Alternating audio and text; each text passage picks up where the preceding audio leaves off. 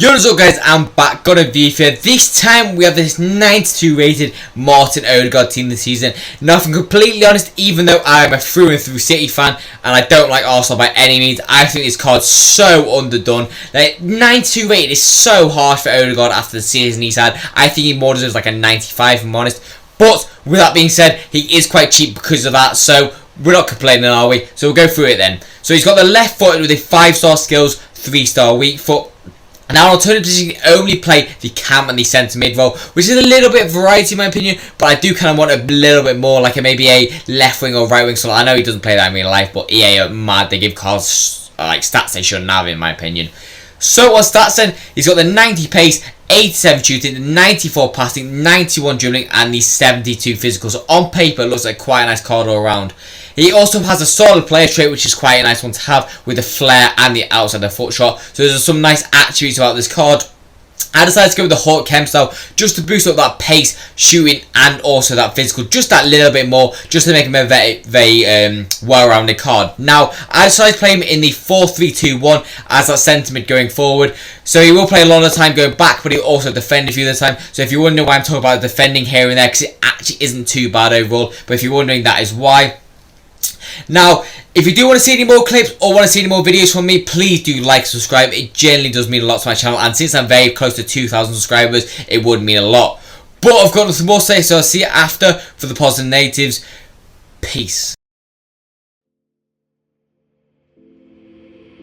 Take a moment right here, feeling like it's out gear, driving towards the sun with a rose and a gun. Feel the wind in my hair, going nowhere I swear, like an outlaw on the run, dangerous but it's so fun, running, running, no, hold on, don't let go, running, running, no, keep running.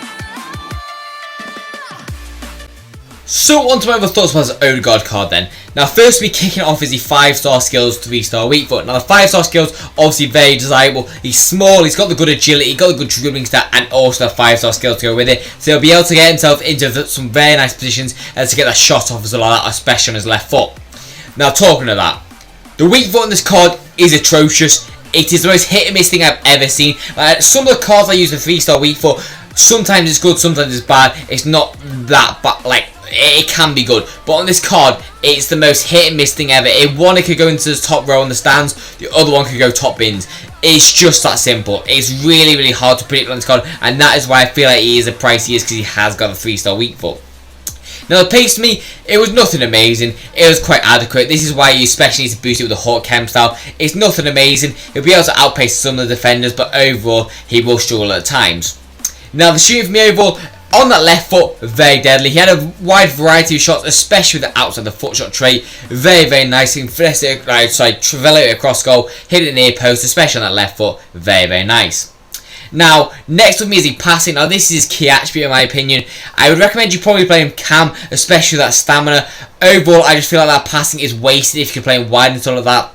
So overall, the cam is a third position, especially that short and long pass. Very, very good with that vision as well.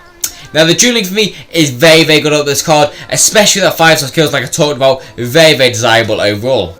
Now there's a few little dribbling stats that kind of do let this card down a little bit, and I have noticed that. So maybe the composure on that weak foot was what let him down at times. With that 85 composure base, and especially since the sniper doesn't boost it anymore, that is the maximum you're going to get. And it's a little bit frustrating on the team season card, especially with Odegaard's quality in real life. I just feel that's very, very insulting to him. But with that being said, he also does have low reactions, which is again a frustrating stat to have. But overall, he has got the rest of the dribbling attributes to make up for it.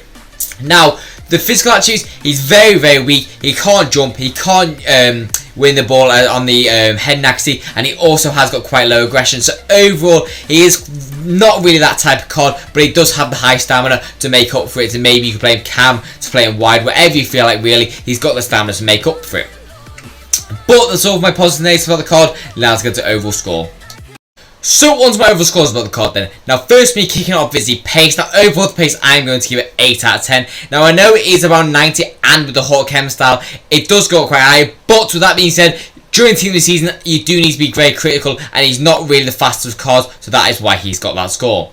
Now, the shooting for me overall, he's got that weak foot, and he's also got that really low composure. So overall for this, I'm going to give it a 7 out of 10. It is very, very inconsistent on the weak foot, and I can't give it any higher than that. If he had both feet, it would go more like an 8.5, something like that, but generally, it's very, very weak on it.